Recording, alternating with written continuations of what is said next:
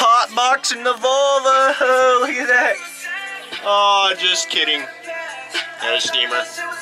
And it just ran out of water, but let me turn my music down, hold on. I've actually been taking the tint off the Volvo. See all this nasty ass tint? See these windows are clear now? And now I just gotta finish that window, and that window, and I get all the tint off and it's fogging up the lens, but I'm just getting all the tint off so I can put the new 15% tint in this reel on. And it is kind of cool because I can sit up. I'm sitting up in here with the steamer doing all this, so got all this done.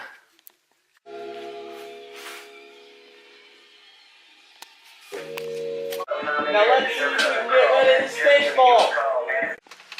So that last clip was yesterday, whenever it was depressing outside, depressing outside. But now is the other day, and I had to buy more tints because these windows on the Volvo are huge. So are y'all ready to see the finished product? Boom. There we go. So what ended up happening is I used 15% on that window, and this window. And then I had to go and buy, they didn't sell 20% at the store, so I used 20% for that window, and that window.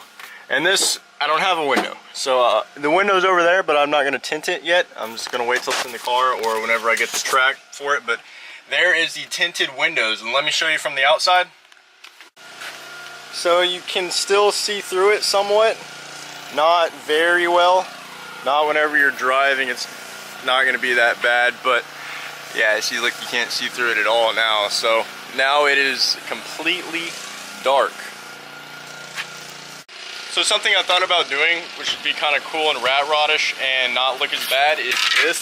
So you see how bad these welds came out, how it didn't weld at all. So I thought about getting license plates, and I like this one because it says 6'9". So like riveting these license plates to the sides, figuring out a way to make this cover that hole up, and then do the same on this.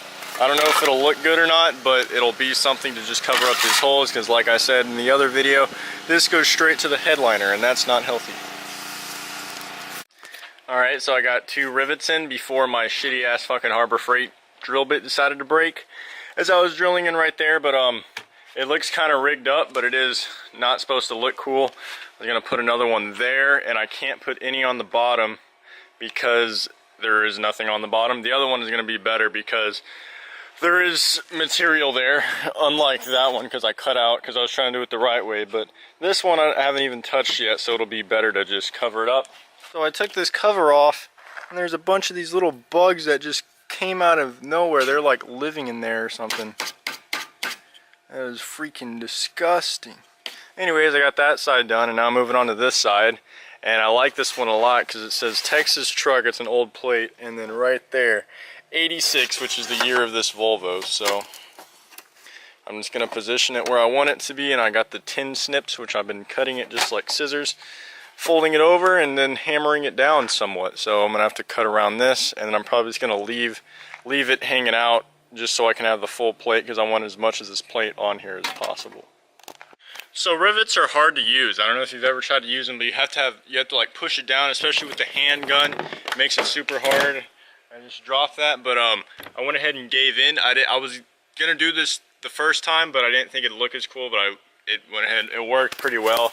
I went ahead and just self-tapped it in, because it not only does it get it tighter, but like the self-tappers, they kept popping out. So these two popped out.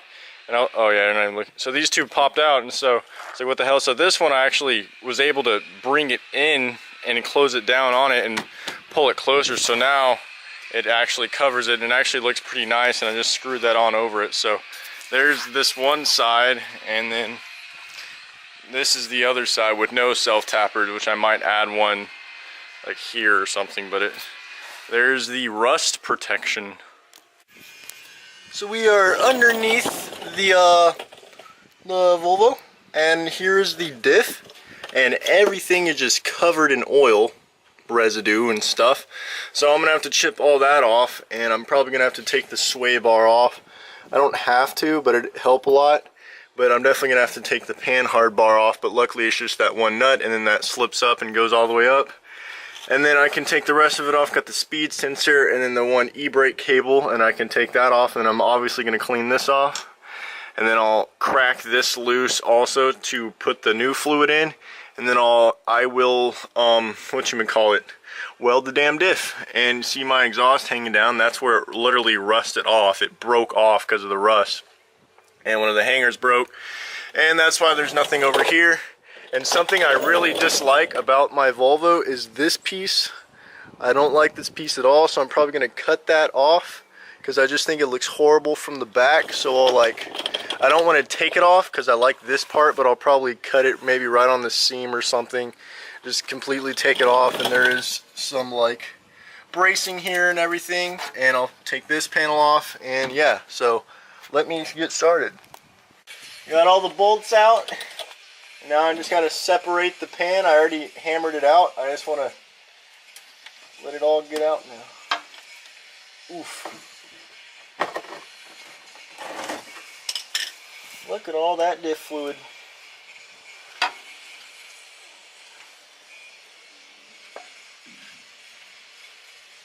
That is a differential, my friends. So there is the diff, my friends. If I move the wheels a lot, I can get it to rotate a little bit.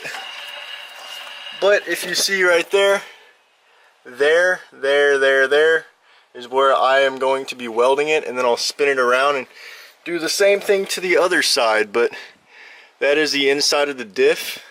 The fluid doesn't look too bad, to be honest. It's just kind of chunky, like old, like probably never changed. I've never changed diff fluid before, but I'm going to do it now, so let's do this. Let's see if I can clean this up a little bit. I had to cut the wires because the plug was destroyed, so let's see if I can make this look a little bit nicer. So here's what it looks like after being sprayed down with brake cleaner. I put a whole can on it, and now it's nice and ready to weld. All nice and clean, just those 4 little spots. So my camera ended up messing up, and none of that got recorded, but if you see me under here without a shirt, this is not the best way to weld, but at least I got the mask. But if you see, look at how pretty those welds are. And now, I don't know if you notice, if when I push this wheel forward, the other wheel went backwards, and now when I push it forward, they both go forward. So that is a completed welded diff, and now I just got to kind of clean it up, add some more weld. It's not completely done, but I did get some slag on these spindles, so you're going to want to clean those off and then spin it around. You saw how it moved, just spin it around to the other side and then hit those. But that's what it is. I got it on max. All I have is a min and max, and I have it on like, what was that, 1.75 wire speed. Have it super low to penetrate well, and that's what it looks like. Here's the other side now. I flipped the wheels over, got the new side exposed.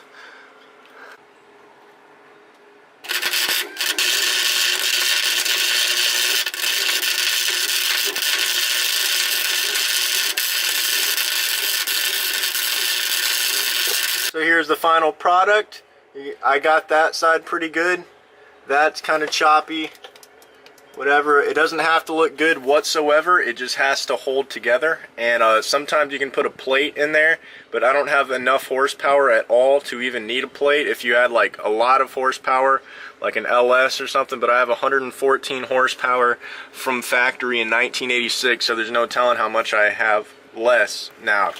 But that's what it looks like. As long as you have anything in this area welded, like you can have this top housing welded, which is what I did, this pole welded, anything in there, as long as you don't touch this or anything else, you're good. But see, now I can spin both wheels and get it to stay together.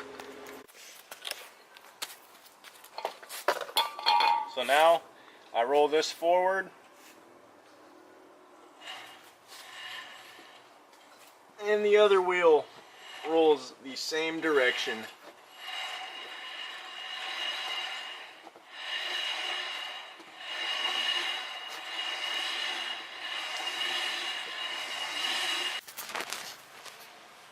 I I got the case back on, and yes, that is tape over the sensor because I went ahead and took it off, but I didn't want to mess the plugs up, so I covered it up. I painted the case black, and now I got my 80-90 gear oil, and I'm just gonna snip the tip a little bit, and there. I think I might have to do, oh, god damn it. Yep, and then you gotta take this off. I'm doing this shit with my feet. So now that I got this off, I can squirt some in. I might need to use another bottle of this, but I'm just gonna try one for now. I'm just gonna fill it up until it starts squirting back out through that hole. So now I will start the car and put it in drive and let the diff fluid heat up, and then it should be good to drive.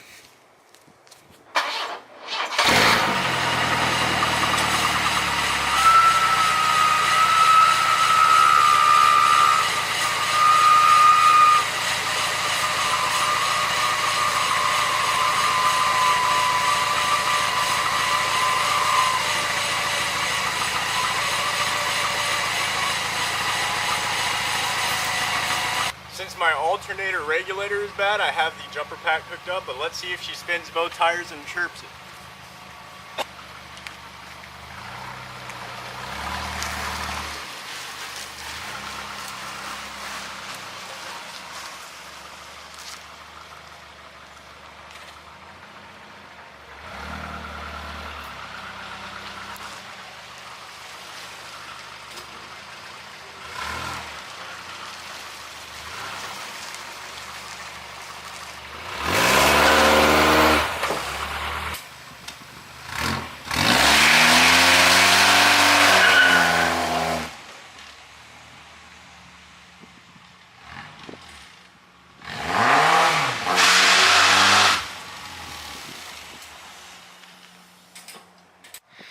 And if you see that, that is 2 wheels spinning. And then whenever I was leaving, or pulling out in my little driveway, I did leave a little inner mark. So that's how I know it works. And then I neutral dropped it and got this.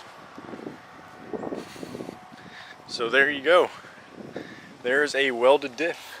So I have made it out to a big parking, or not parking, but a big area where I can show you that it's welded. So what I'm going to do is I'm just going to take a sharp turn, and you'll see how the inner wheel is going to skip, and then I might try to get it somewhat sideways, but here we are.